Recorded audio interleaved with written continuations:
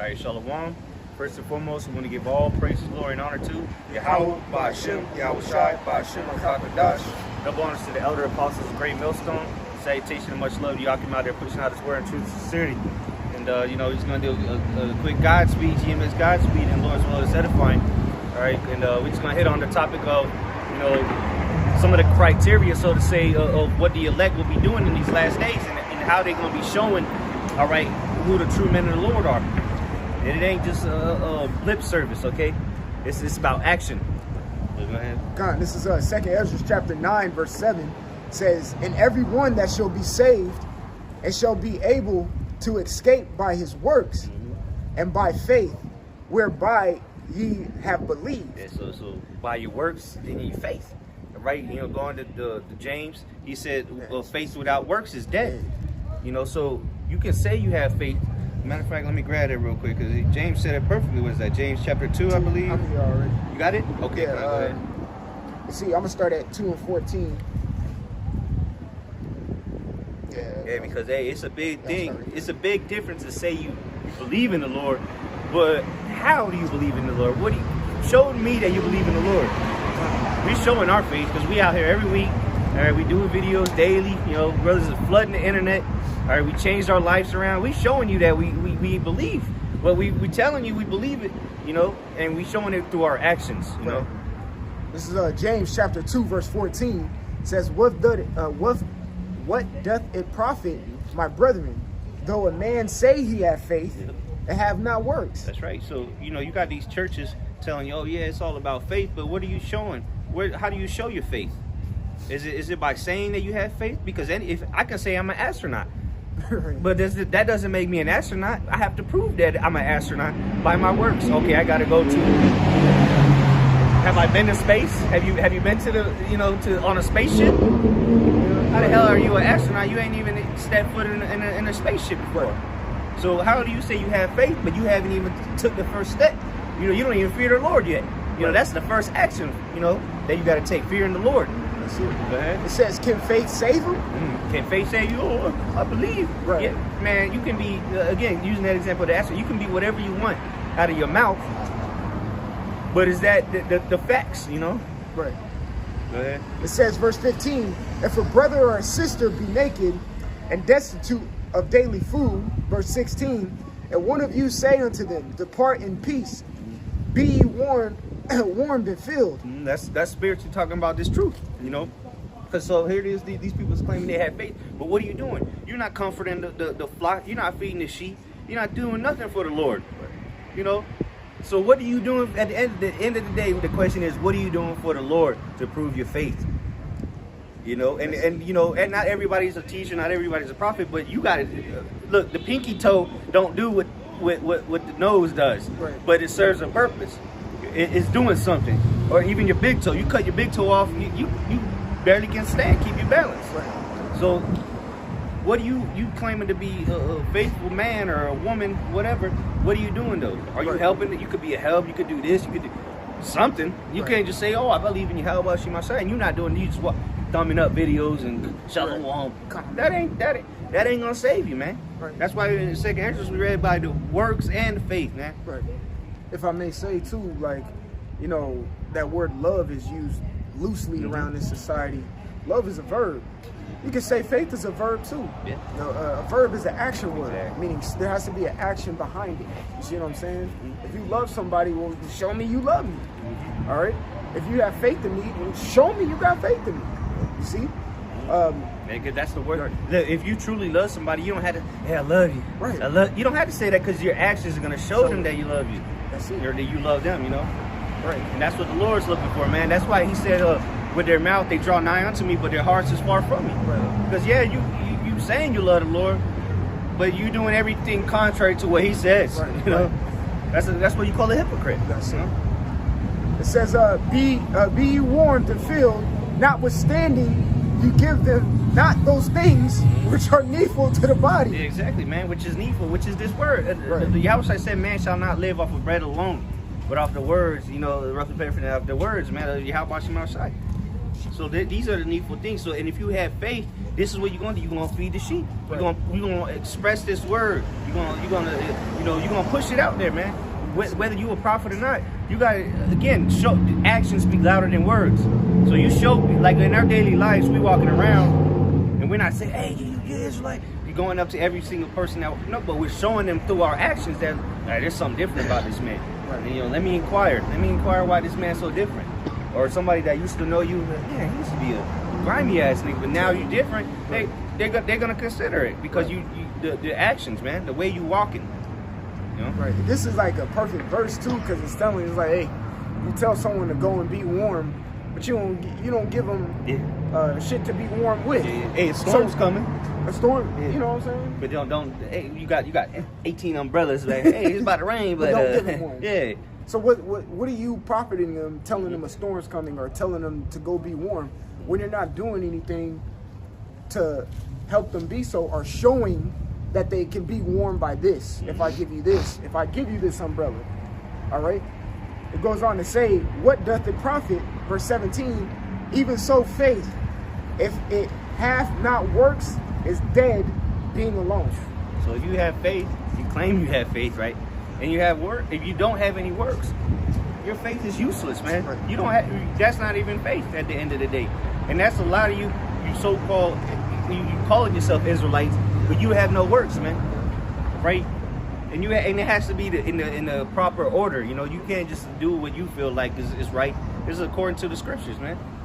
You know, so without the true works, your faith is useless, man. You don't really believe at the end of the day. That's why you're not doing nothing about it, you know?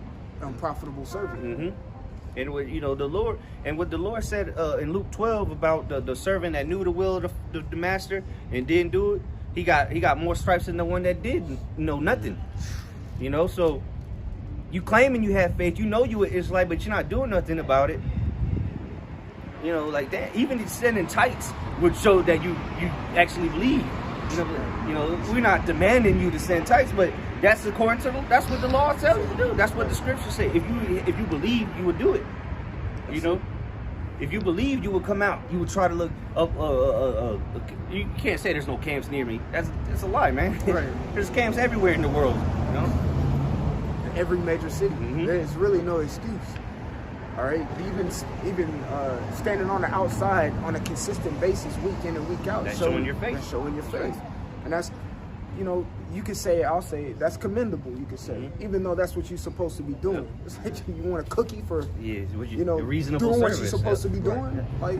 Like, but still, it's showing your faith coming out. Should we show our faith through doing this very video right here?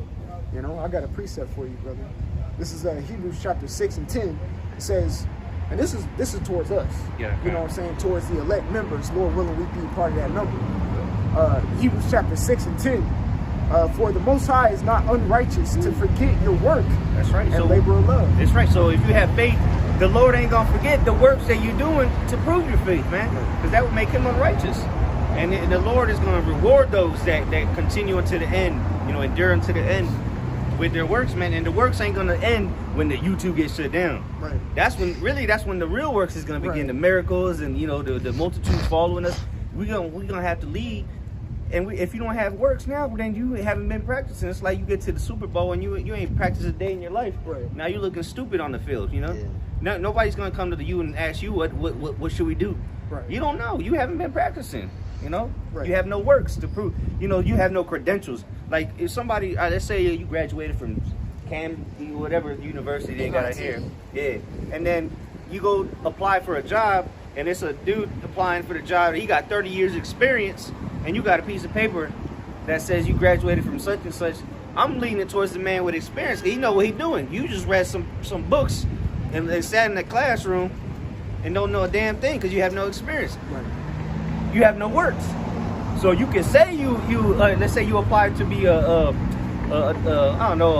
plumber. You say you went to school to be a plumber.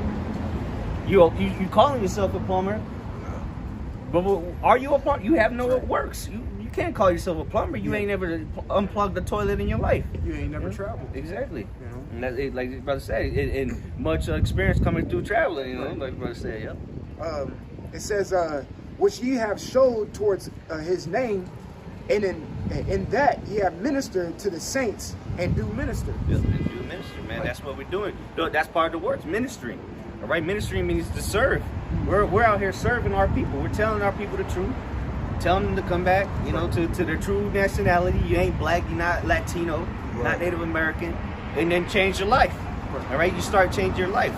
All right, and those are the actions that you got to take. If you don't look, you ain't gonna look when the missiles come, and just because you know the name of the Lord and you call on His name, what you say? You outside say, "Depart from me, you workers of iniquity," because you never took the initiative to do anything about it. You know, it's like, yeah, if I come to tell you, hey, here's gonna be the lottery numbers for next week, and you don't do nothing about it, guess what? You lose. You don't win because you didn't put in their action, man. You know, it went in through one ear and out through the other. And that's not what the Lord is looking for. He's looking for men that are actually going to do work, all right? Present themselves as a living sacrifice. You know, if it comes to it, we'll if you put a gun to our loved one's head and say, you take the chip or I'm going to kill him, we're going to have to look at him in the eye and say, hey, I love you, but you're going to have to die. That's it. That's works. You know, are you willing to sacrifice for the Lord? The Lord said, if you love your mother, your father, your son, your daughter, all right, more than me, you are not worthy of me. You know, so look, it's about action. What you gonna do when the Lord really tests you? And if you haven't been doing works now, preparing yourself, then you're gonna be caught out there, man. That's it. And I got one more precept for you. We can close it out. Yeah, read that, and then one more verse in that second Ezra. Oh, okay. Come on, Salaki. See. I lost it. It's all good. Let's go back to second. Okay. Yeah, just read 7 again, and verse 8. Because this is what's gonna ultimately. That's what's gonna ultimately. Is, of course, it's through predestination, you know.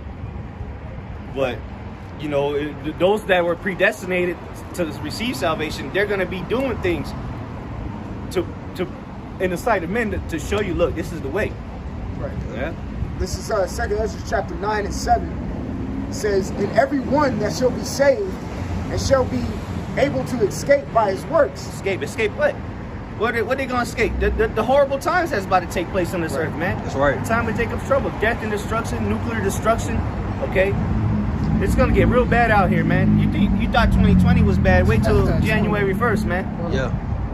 You thought Trump was bad. Wait till they put this decrepit bastard in the White House, man. Right. Go ahead. It says, and by faith, whereby ye have believed. Yeah, because if you believe, your faith is gonna be shown, right? Because you're doing something about it, you know. So verse 8 shall be preserved from the said perils. The said perils, man. The perils is the bad times coming, man. Right. The ravaging, all right, the savage times coming. It says, and shall see my salvation in my land. There you go, man. So hey, the ones that show their works or show their faith by their works, they're gonna actually get to see the salvation. Right. You know, they're gonna get to see the destruction of their enemy. Okay, and they're gonna partake of the first resurrection. You know, to be the first fruits of the kingdom of heaven. That's right. It says, and within my borders, for I have sanctified them for me from the beginning. Like you're speaking that predestination. Sanctified, man. The Lord separated the elect from everybody else, man, for this very purpose in these last years, man. And it's been going on for decades, but this is the time that you about to see who the Lord sanctified from the beginning, man. Yeah. Because we're gonna stick out. Lord's will be those men. We're gonna stick out, and we've been our works. You know, now it's time to cash in those works, man. Right. And that's why Lord's will, we're gonna be good in these times of peril. We're gonna be escaping it, man. That's it. You know?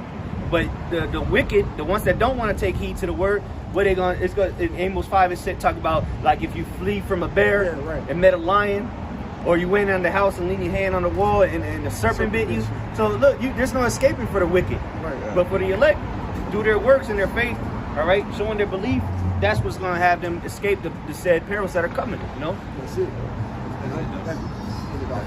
And so, hey, Lord is willing, this was edifying. We want to give all praise, glory, and honor to Yahweh, Ba'ashem, Yahushai, Ba'ashem, Rakakadash. Double honors to the elder apostles, great millstone. Salutations, much love to you, Akim. Shalom. Shalom.